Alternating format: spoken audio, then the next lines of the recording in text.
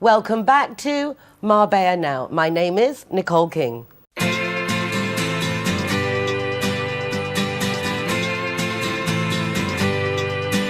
Hey, hey, it's a brand new day. Hey, hey, hey, it's a brand new day. Halfway twisted. Welcome back to another week of what's going on behind the scenes in Marbella. This is a very special week for several reasons. One, because it's the Feria of San Bernabé, which is a big deal in our city. Another is that this week is 400 weeks of programmes of Marbella Now, which is an amazing achievement. I'm quite surprised, blown away, and very, very grateful. It's also special because we have a live studio audience today. So, a very special occasion, and I hope you will enjoy the programme. To start off the special celebrations, we're welcoming back a very loved member of our international community, Lily van Tongeren, who's been a very interactive volunteer with AAA Marbella Animal Rescue Centre for years and is now Vice President of the association. Lily, welcome back to the programme. Thank you very much, Nicole, for having me. And thank you for coming to such a special programme. I wanted to have you on because we've become very close over the years that you've been coming to explain what goes on in AAA, Yes. beg us for support and finances. Yes. So it's nice to have you here and give our animals a voice. Those who don't have voice, I think it's nice to help get the message across. So I imagine, as always, there's a lot going on at the shelter. You're still in the provisional facilities, is that correct? Yes, we're still in the provisional, and that will probably last till September at least. The plans were June, but that's of course not going to happen. So we're now aiming for September to be able to move over, but you never know how things go over the summer, so we'll just have to wait and see. We'll manage as far as we can. Thing is that we are absolutely overfull. We even have to say no, which is something we haven't done in 30 years, to say to Sanidad when they come with certain dogs that we cannot take them. If they're dogs that are very dangerous or they're very violent, we cannot deal with them. They cannot be in a cage with other dogs, and we don't have singular cages anymore. So we had to say to Sanidad, please try not to bring them to us anymore. However, we still have a lot of dogs arriving every day. Yesterday, more than 3 arrived. Today, 2 arrived. So it's an ongoing story, and every corner that you come into the pound now, you will see a dog, and it's just heartbreaking, really, because we do not have the proper facilities yet to give them a proper home. We do what we can. They get fed, we kind of walk them, we give them food and water, and we try to cuddle them a little bit when they're being walked. But the surroundings on where they are staying is not optimal at the moment. Well, the nice thing is that there are new installations being prepared, and in the meanwhile, you've got a lot of new initiatives that have been incorporated to try and compensate, I suppose, walking every day with as a possibilities, and Yes. like taking a dog out for a day, Yes. so you can like basically, like take them out just for the whole day and take them to the beach or for Yeah. walking. Tell us a little bit about the new. Yeah, the new that's a new options. program. It's a dog for the day, so you can come and book a dog for the day, take him for a couple of hours or for the whole day so that he has a little bit of free time outside. Take him anywhere you like, as long as it's safe, of course. We also have. So that's kind of like a further step to the virtual adoption. Because you could virtually adopt a dog and then maybe even like arrange to take him out Yes. on different days. It gives that extra personal touch. Yeah, the virtual adoption is one of our good programs that first of all gives us an income once every month on a long term to support a specific dog or a cat. Of course, I always talk about dogs, but we have also 300 cats. You can support a dog or a cat, and then when you're in the area, you can come and visit that dog, and if possible, take him out for a little walk or for a day. And that of course makes it so much more, like you say, personal, the touch that you have with the animal if you cannot adopt them in your home.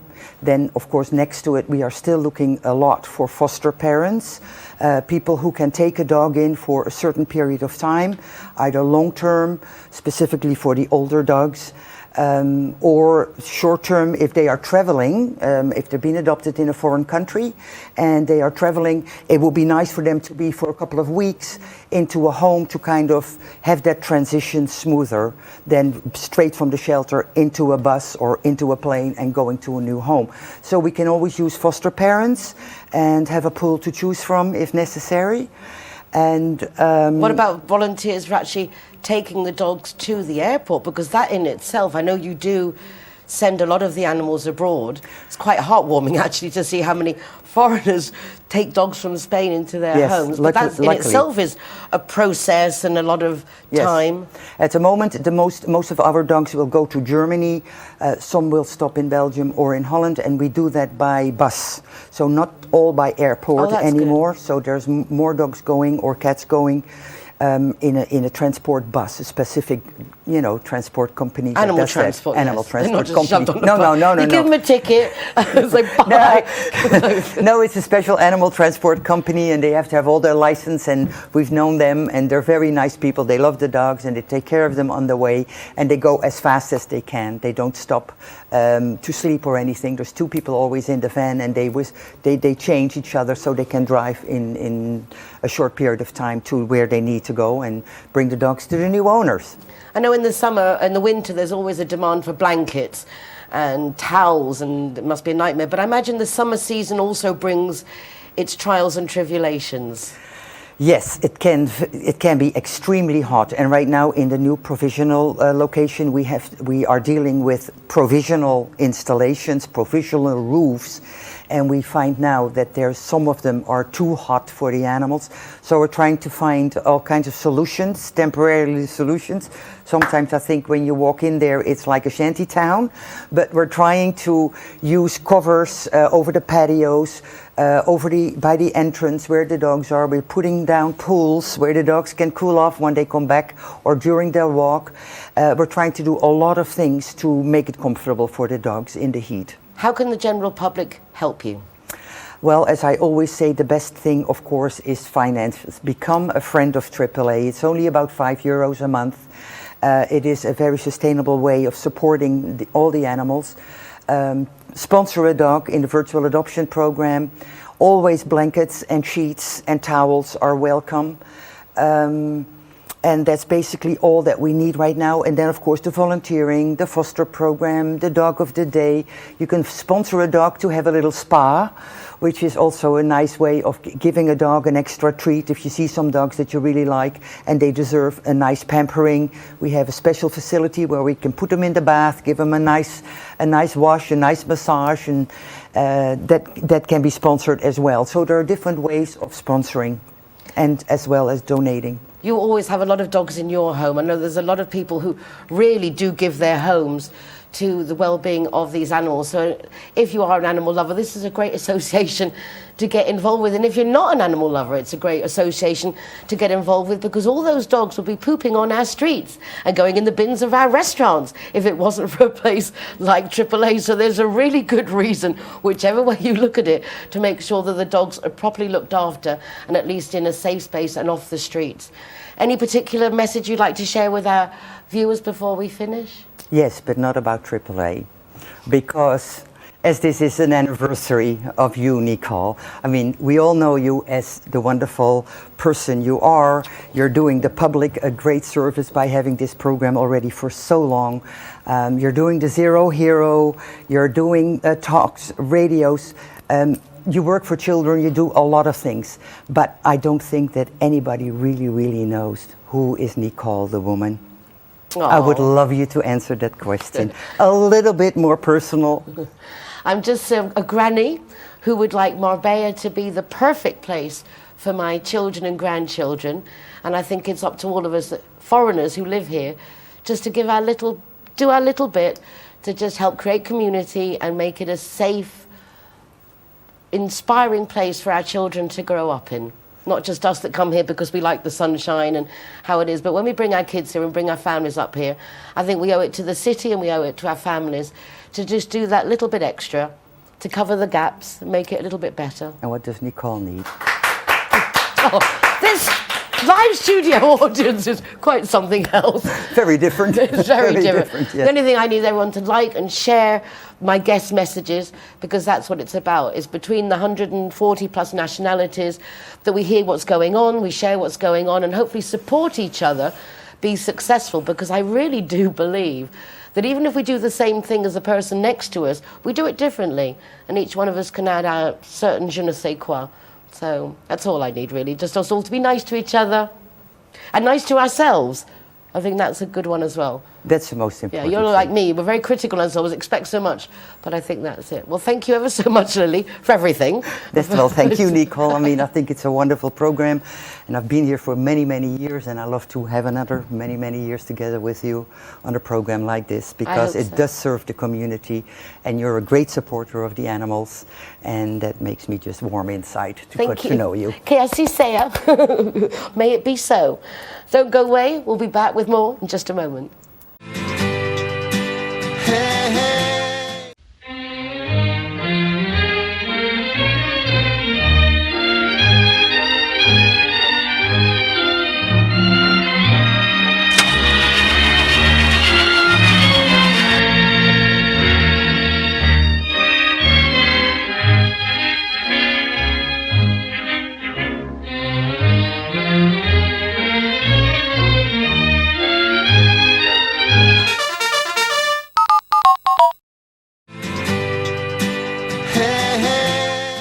I like to say hashtag better together.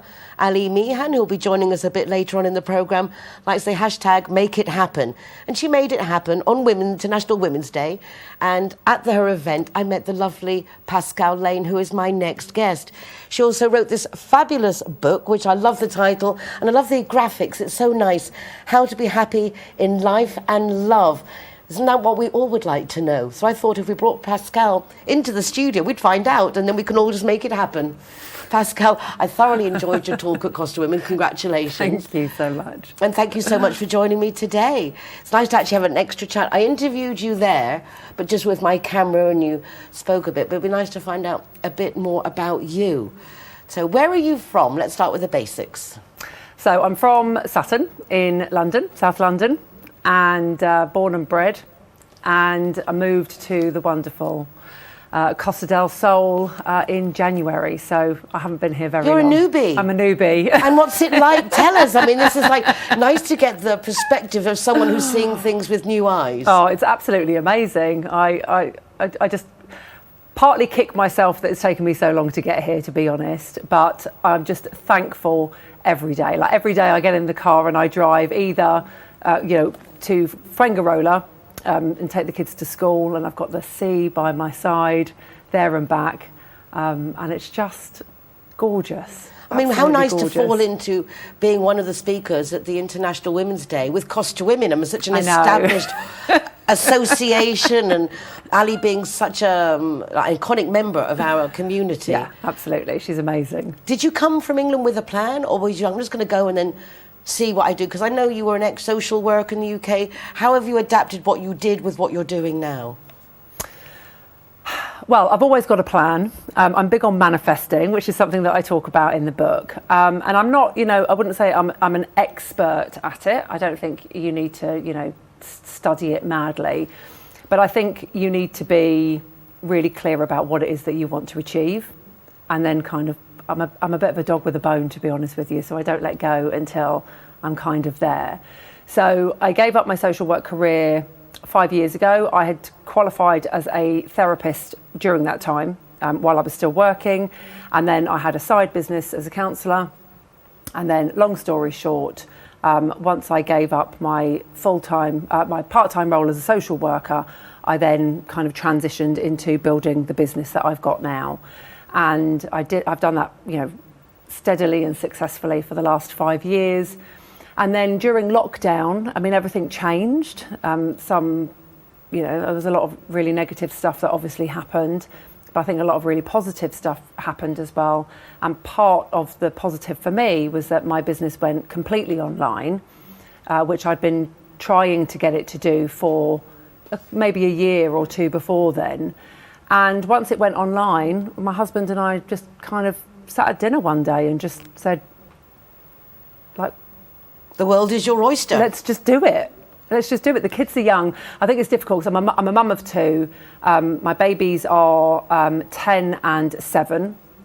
And then you get to that point where you're like, okay, well, one of them's going to be going up into secondary school, so that would be a natural break, but it won't be a natural break for the younger one. Like, when is it going to be the right time? Then you've got GCSEs, A-levels and all that stuff. And we just thought, actually, now is the right time. We have this great opportunity to do it right now. Let's do it. And I had connected with Ali, and I was already part of the Costa Women group then. And so part of my manifesting journey and part of my journey to getting here was really creating those links and really building those relationships, and building the relationship with the church and the school that my children go to, and really just kind of building a community here so that when we got here, it didn't feel so overwhelming. Overwhelming. My God, if the rest of us did this, I mean, it just goes to show you a well-laid plan and a good visualization makes it happen. Most people are just like, oh, I like it here, I'm just going to stay. And that's it. That's all the thought that goes into it. It's all in the planning. It's all in the planning. So you keep all your clients that you already had because you're dealing online, plus now adding in the different people you're meeting. How do you find that the locals react to coaching? Because you're a relationship coach, you're also a confidence coach. I like that you actually mentioned that. Yes. You coach people to be confident, which is very important, even if you're just bluffing, right? It's just giving that image, not letting oneself submit to fear and skepticism. I think for me, confidence can easily be a facade. It can be a mask that we all wear. Part of my original counselling training is really rooted in your formative years. Like, everything that I talk about is all about formative years, childhood, family, and kind of how you develop your sense of identity and your sense of self. So I don't believe that we need to be confident in absolutely everything that we do. I think we need to be realistic about that. But it's also about actually understanding what are the limitations to your confidence. What are the stories that you tell yourself that stand in your way? What are the beliefs that you have ingrained in your mind that are simply not true? And then when we get into that stuff and we really kind of dig around and poke around there, we actually find out that most of it is completely unfounded, and is ultimately the only person that really holds us back is ourselves. That's the nub of it. So how we show up in our relationships, with our partner, with our children, with our colleagues, how we feel about ourselves, our relationship with ourselves, our body, it's all about, it's all the same thing. It's all, you show up, you grow confidence in yourself and you believe in yourself, then I believe that the ripple effect is everything. Everything else benefits. It's funny because you're saying that, and I strongly agree that our childhood, the relationship with our parents and our siblings, everything makes a difference. But don't you think that perhaps school that tries to make us all the same and us all to conform to being the same, when the objective as an adult is to be as different as possible, because that's only our differences that make us stand out and who we are? School is a really difficult one. I'm working with a client at the moment who homeschools her 5 children, and this is a conversation that we have quite regularly. I think it's really difficult because on one hand, we do want our children to be individual, and certainly if we give them... School is a shell, I think, and they have a job to do, and hopefully they do it well, but I know that some don't.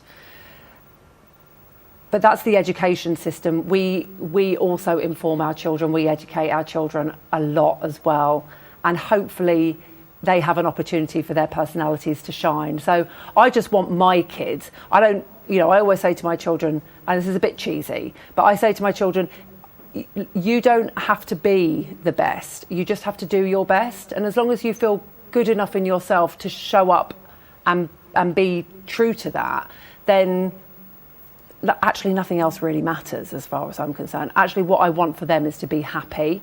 And as long as they grow up to be happy, I think that they will do, like all of our children, will do fine. And for the adults that want to be happy as well, maybe doing things that they're not so happy doing and would like a change, what would be, just to finish with, your message to the adults of how you can personally help, or in general, what kind of approach we should take to optimise our possibilities, at least, of being happy? Well, certainly, if you want to do well at something, I mean, I think that having a real passion about what you believe in, and also, like, if you want to do something, do you really want to do it, or is it something that you think that you need to be doing? Is it something that you feel that you need to be doing to please others? So that's always a really important part, because sometimes we think that we need to be doing something, and actually, like, we really don't. So it's actually stopping to evaluate the moment and really think, is this something I want, or... Yeah, is it something I really want? Because we can work really hard for things that we want if we really want them, but if we don't actually really want them, then your energy is much better spent somewhere else, to be honest with you. I've actually worked that one out myself. You can either work hard or you can work happy. Yeah, and brilliant. it's far more productive to work happy. Yes. Well, if you would like to improve your happiness, if you would like more confidence, or if you would just like to understand your relationship with your partner a little bit better, as you can see, Pascal is just delightful, and she's got a lot of experience, a lot of training and personal experience having a family of your own. And of course, you can also get the book, How to Be Happy in Life and Love. Yes, please. Thank you so much, Pascal. Thank you so much. An absolute pleasure. Love this live studio audience. Please start signing up now for the next season. I would like to always have a live studio audience. Don't go away. We'll be back in just a moment. When I'm the designated driver, I think it's only fair that I get to choose a zero-hero venue that rewards me with free soft drinks. My friends all get to choose and booze, and they feel safe going home with me. Make sure that you get your reward for being the designated driver. Why pay if you don't have to?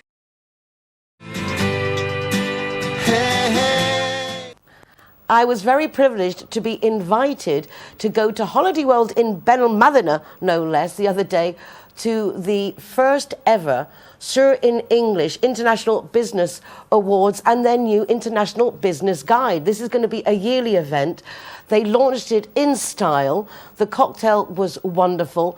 We heard some fabulous speeches from particularly this one gentleman who literally started holidays in Marbella and has taken over the coast. So I can't take you through the whole event, but I did do a little bit of a recording, and I would like you to take a little look. So join me now at the Sir in English cocktail.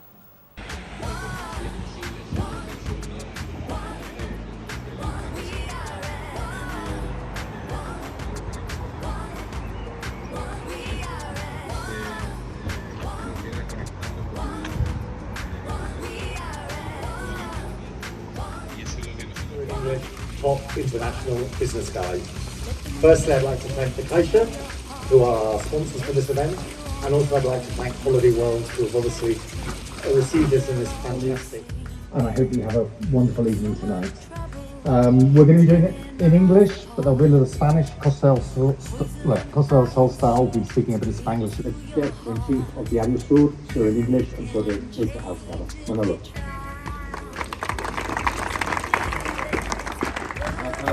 Echarme crema solar, que la tenía en el coche. Y bueno, para nosotros muy especial porque este es el primer evento. Rachel, yo creo que son casi 40 años, ¿no?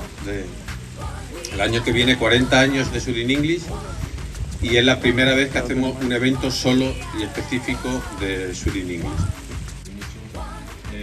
Nos reuniremos aquí o en cualquier otro sitio y recordaremos este primer día con el sol y iremos diciendo, bueno, ¿acordáis cuando llevábamos Sur in English? Y sobre todo desde Sur, que como sabéis, lo que creemos que este es un espacio maravilloso en el que todo el mundo de toda Europa... Así que, lo dicho, el año que viene. The step in English of the Quién es Quién guide, which we have in Diario Sur in Español. Also, thank you for this the truthful and good quality information that you provide. Thank you for coming to the launch of our Top International Business Guide and also our Top International Business Awards, which we will be presenting later on. With our international community. Today I'd like you to remember how you got here with your businesses, how you got this far with the businesses you have today. maybe life changed for you when you moved to Spain. Back in 2010 when I launched the online community. Say here, but first of all, maybe on my English, you can hear that I'm not English. I also do not speak Spanish. I lived here for 20 years. I moved down here of the Experience Group. He was among one of the first entrepreneurs that got to speak.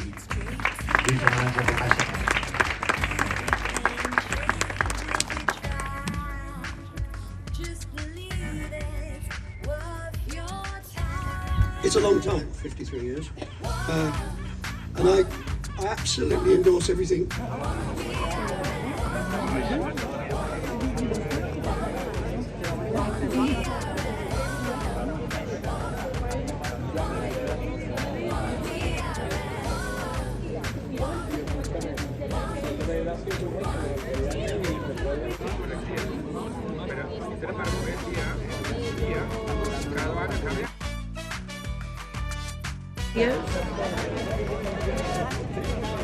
Very good. Hello, Very good, huh? Get you on video.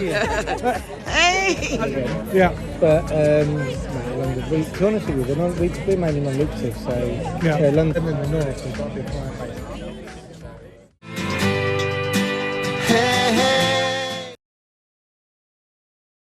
Zero Hero, welcome here at the Gaucho de Banús.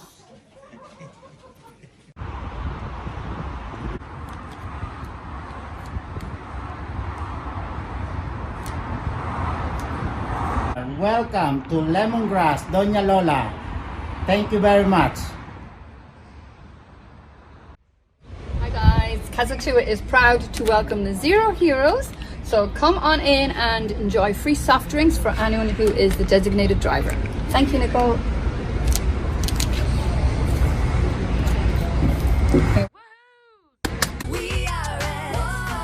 So here we are at Everest. Very cool. Yeah. Stickers going up.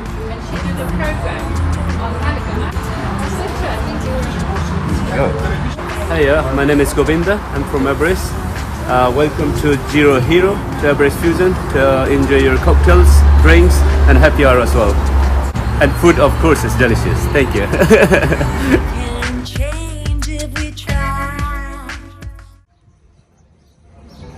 Welcome to Sister Taperia. Perfecto. One of the very special moments at the Sur in English Awards and the launch of their new business guide was that our leader, Ali Meehan, founder and president of Costa Women, was one of the speakers. Well done, you. Thank you. And thank you for joining me at this very special 400th week of programmes. It's super exciting, isn't it? It is exciting. And I bet you didn't think that it would go that long when you first started. Never even occurred to me. In fact, the first time I held a microphone and had a camera was when Marina Nietzak was launching Lux Marbella as a Costa Women. Yeah. And we were at that green restaurant, tennis club. Yeah. And that was the first time I managed to convince RTV Marbella to send me a camera. And then Soraya's like, gave me this microphone. Like, what do I do with this? Because I didn't want to let Marina down, that it was between iTalk Radio. I hadn't quite started television here yet, but didn't want to miss it. And then actually Marina was my very first guest on the programme 400 weeks ago. So, hi Marina. And thank you, Costa Women. Oh, you're very welcome. You have no idea, but I'm sure you do, how much good you do for people. Thank you. I mean, how helpful you are. Yeah, well, I try. You do, Yeah. and you succeed. Yeah. Earlier, I interviewed Pascal Lane, and she was explaining how before she even set foot in Spain, the first thing was contacting you, Costa Women, and basically guided her way through to then arriving and then speaking at the Make It Happen event. Yeah, and it was interesting because Pascal comes from where I used to live. So that's even more small interesting. world. It is. You have to behave wherever you are in the world because they'll find you. They will. They will. They found you. They did. You made it very easy for them to find you. Tell us a little bit about the progress of Costa Women, because it's also just had a very emblematic anniversary. And I bet you're also equally surprised at where wanting to make friends has taken you. Yeah, well, saying to you, you know, I bet you didn't realise how far it would come. I never realised how far Cost of Women would come, and I can remember the first 100 members and how exciting that was, and like, there's 100 women that want to join. And now I've welcomed over 12,500 since we started. So it's, it's much bigger than I ever imagined.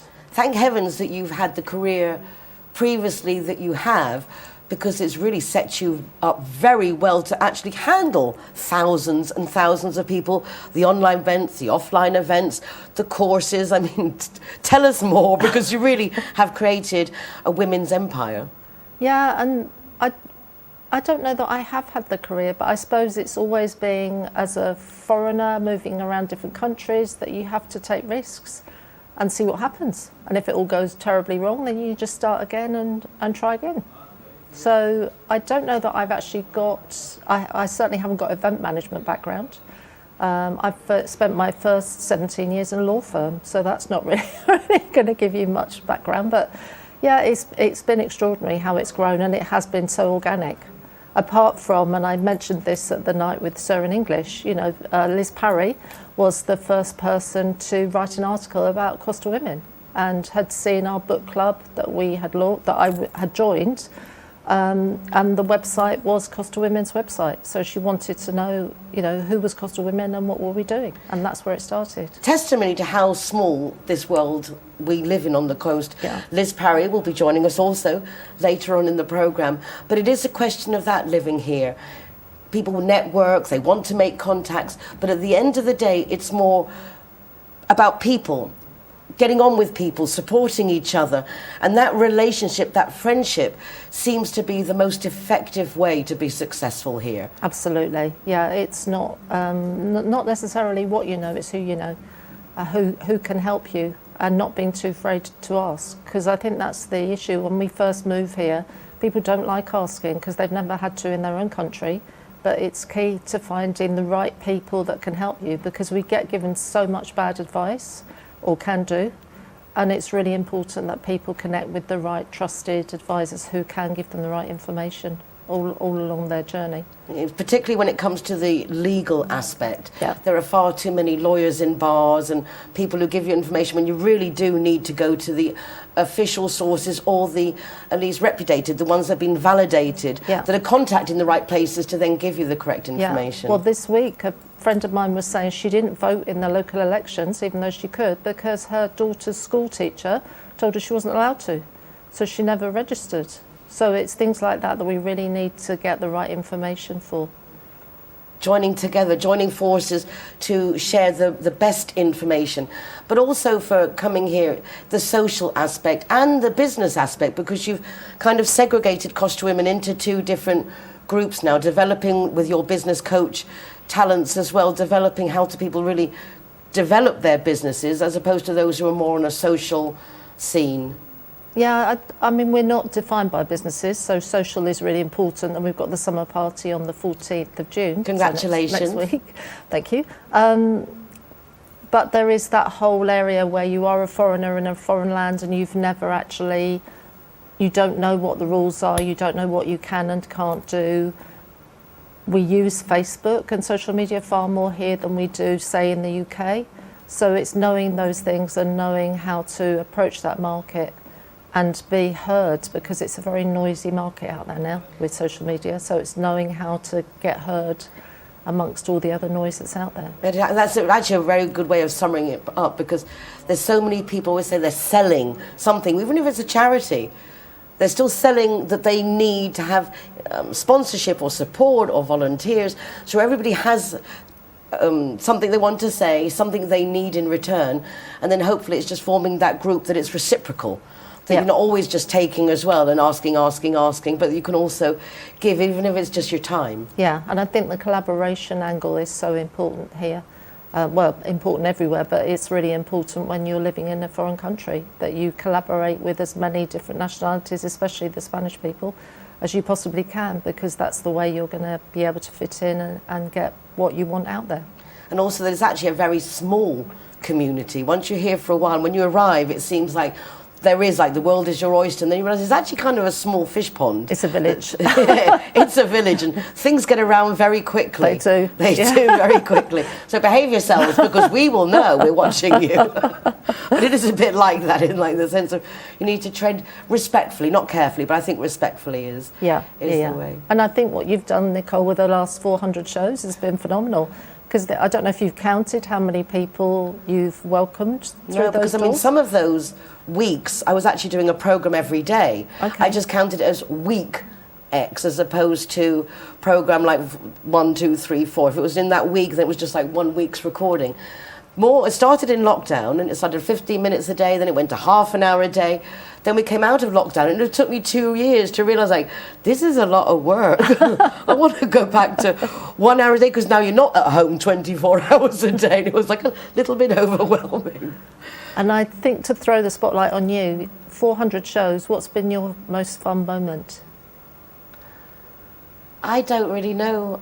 There's so many unexpected moments. I think most emblematic moment was at the very beginning, and I wasn't used to being on television. It was very nerve-wracking.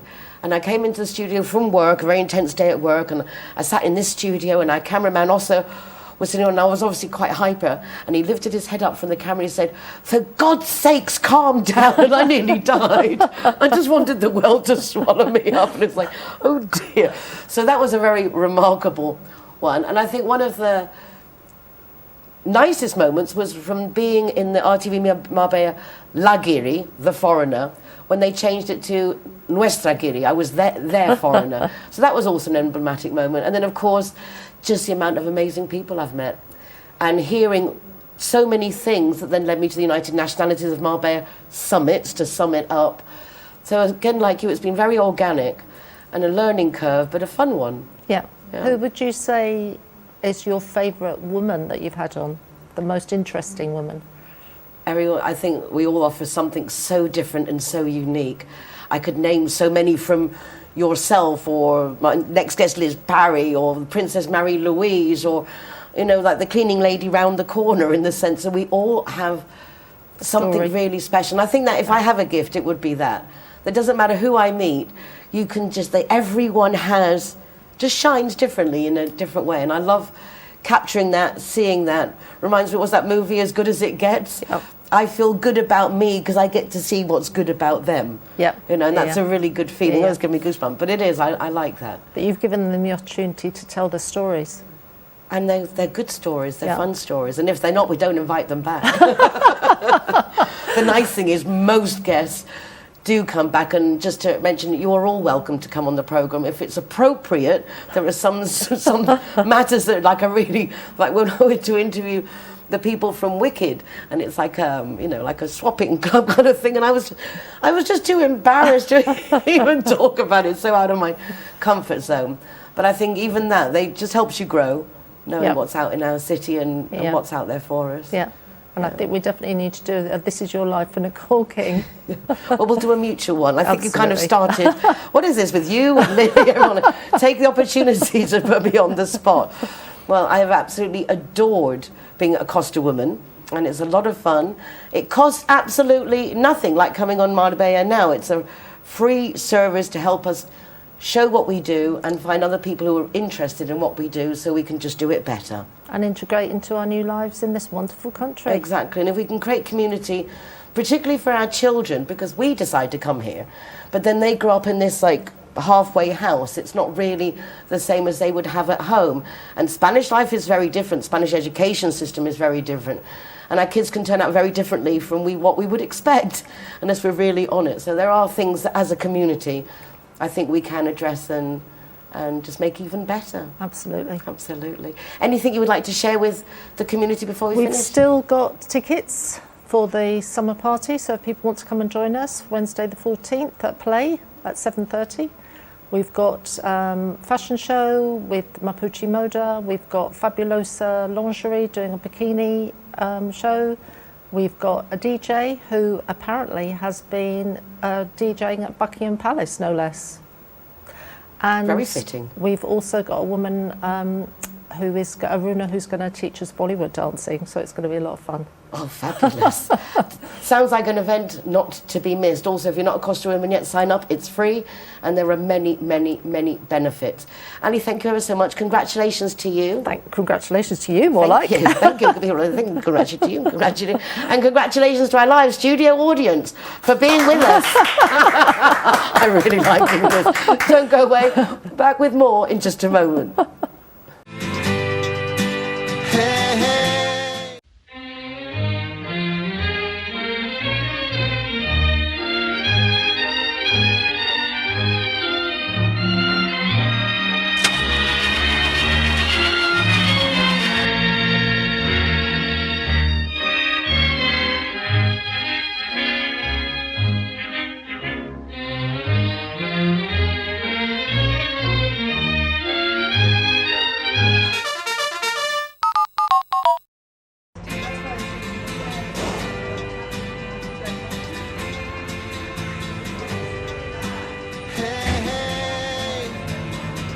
It's a brand new day.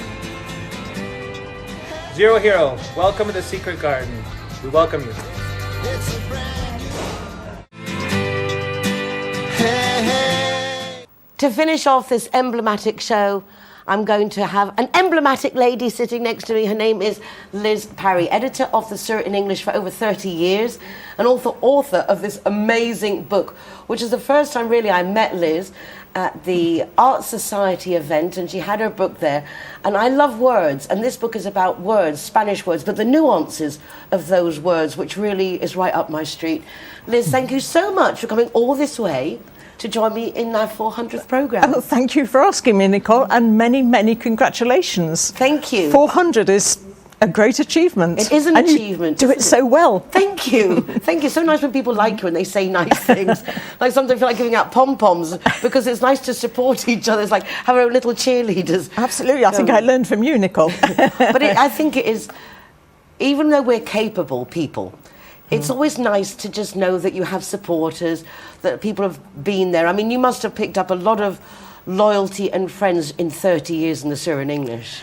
In Sur in English, and also along the coast. I mean, Ali was saying about Costa Women. I joined Costa Women ages ago, and it's a very supportive group. And then I belong to the Costa Press Club, also a very supportive group.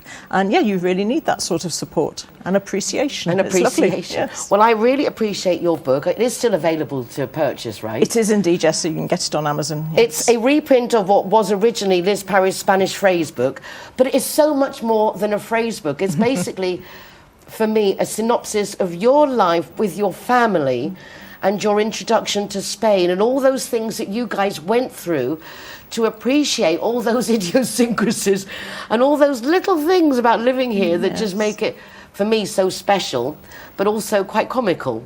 Yes, it's not just a phrase book. It has a lot of phrases to learn in it, a lot of phrases which I hope will be useful. But it also has excerpts which explain a bit about life in Spain, and it's not for tourists, it's for people who live here. And so if they get invited to the neighbour's child's first communion, something like that, you need to know what to say. So it's not all about asking for a coffee the right way. It's about how to talk to your neighbours, to other people in Spain, how to get to know them.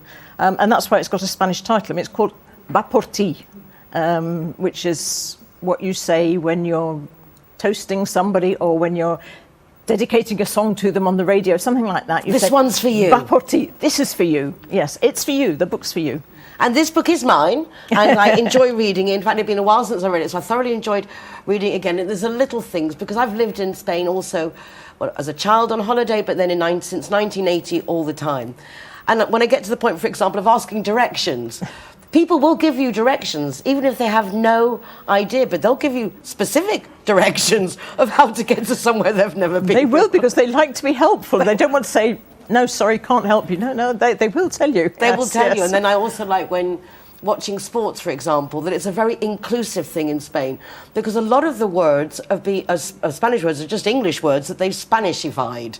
and so there was a lot of like goal and corners and penalty. It's all the same.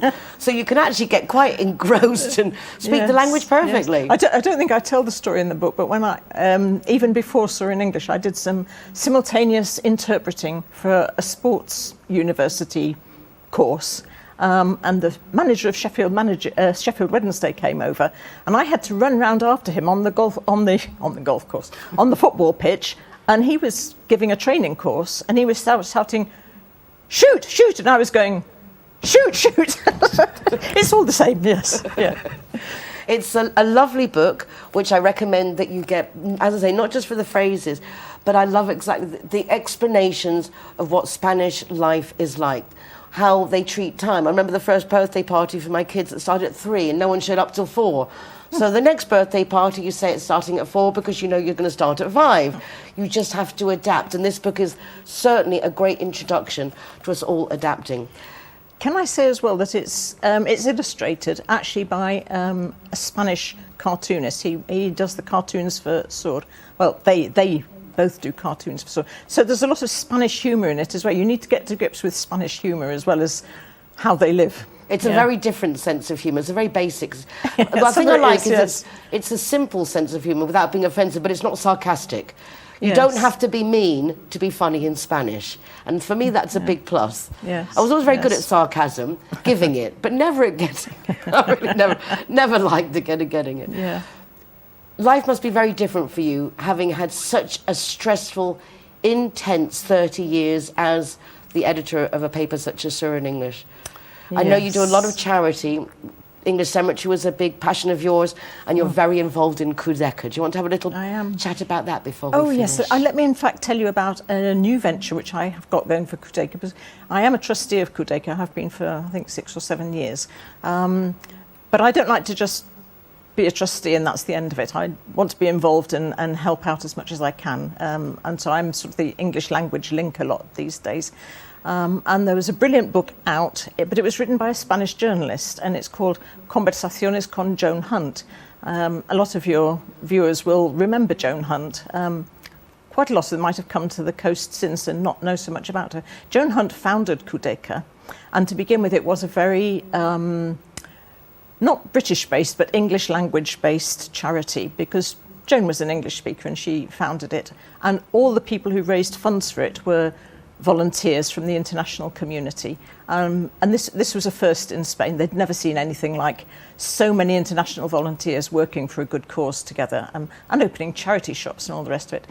So the people at Codeca wanted to introduce Codeca more to Spanish society, and one of the things they did was to have a Spanish journalist write a book about Joan Hunt, and it's a wonderful book. It's fascinating, but of course it's in Spanish, and it's called Conversations Dias de Vida, which was Joan's thing that she adds life to days, so it's Dias de Vida, Conversaciones con Joan Hunt. So during the pandemic, I thought what I'm going to do is I'm going to translate this book into English, and it will be coming out very shortly in English. So please all look out for that, because it's a wonderful story, and it will help Codeca. And you'll love it. That sounds fascinating. It is. It's because a I think really a lot of interesting book. Would like to know more about Joan Hunt, and to think that you've done that translation. Yeah. I can't wait to read it. I remember my daughter reading the Twilight series in Spanish. She liked it so much growing up in Madrid. She then decided to read it in English. And it was funny how she said to me, "Mum, it was actually even better in English." Because she understood the languages so well, to get exactly like va por ti, understanding exactly what they mean and finding exactly the right word. Yes. When did you know that you were a passionate of words? Because like me, you love words and finding the right word. And do you know, Nicole, I always loved words. At school, I was best at language things. But I remember my grandmother saying to me, you could be a writer, you should work with words, but don't be a journalist, she said. Because journalists, they have to go to the scene of the accident and they have to pry into people's lives, and you wouldn't like that. You're not hard enough. So I became a journalist. And you became hard enough? No, but you see, I went straight from writing to editing without going to the scene of the accident business. I never had to do that. Well, your mummy was very proud, and I think she's very proud of the book, and I love the fact that you write the anecdotes that mummy and went through the book and left when after you found that she'd made little notes of how you could make it even better. She did, yes. My parents, they read it. The first book was based on articles in Saw in English, which I'd written, and they read every one, and they read Saw in English from cover to cover every week. They were great supporters, my parents. And then when I brought the book out and I gave them their copy, they went through it and they noted things that they thought could be improved, things they thought I could add. And I found this book after they both died and we were clearing the house out, and their notes were inside their copy of the book. How beautiful. Yes, I'm going to get all emotional now. Yeah, and I think on that note, we will leave it. Again, time to reflect, time to appreciate you. Thank you for sharing such emotional and special messages. But that's what it's all about. Thank you, Nicole. At the end of the day, we're just people. Even if you are the Liz Parry, underneath it all. Talking to the Nicole King. We're just people, and I think that's what we all need to remember. It doesn't matter how cool we are, how much we have or don't have. At the end of the day, we're all the same, and we need to be nice to each other, and we need to be nice to ourselves. Thank you so much for joining me on this emblematic program. I keep saying emblematic, but it is emblematic. Really nice to have you with us. Big thank you to my live studio audience. And watching, take care of yourselves. And now to finish off the programme, join me. I'm going to the harbour with my guests to meet up with a few people to celebrate this memorable occasion. Because sometimes we just get on doing it and we forget to stop and celebrate the little successes. And I think we can say this is one small, sweet success. Take care of yourself. Bye for now.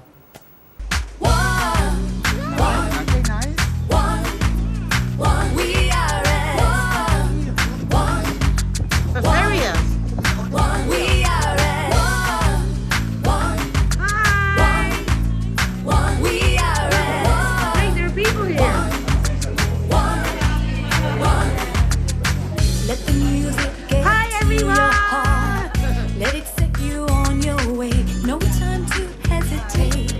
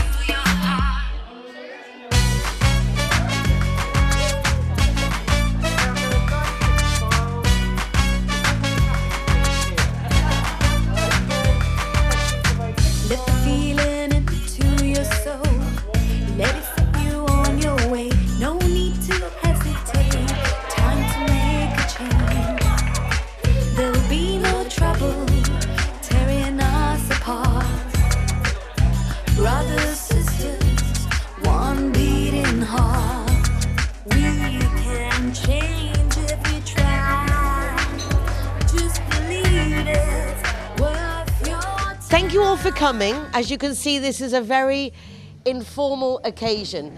No promotion, no advertising, just me, my family, and my extended family. We spend a lot of time together, and it's really nice just to have a moment, just to be us.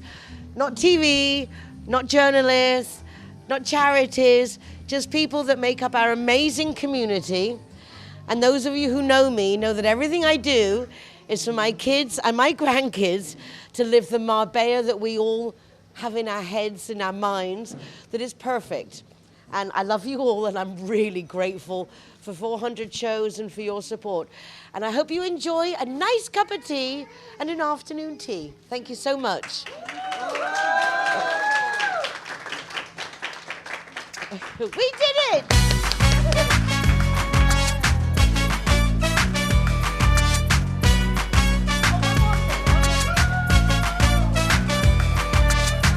Let the feeling into your soul. Let it set you on your way. No need to hesitate. Time to make a change. There'll be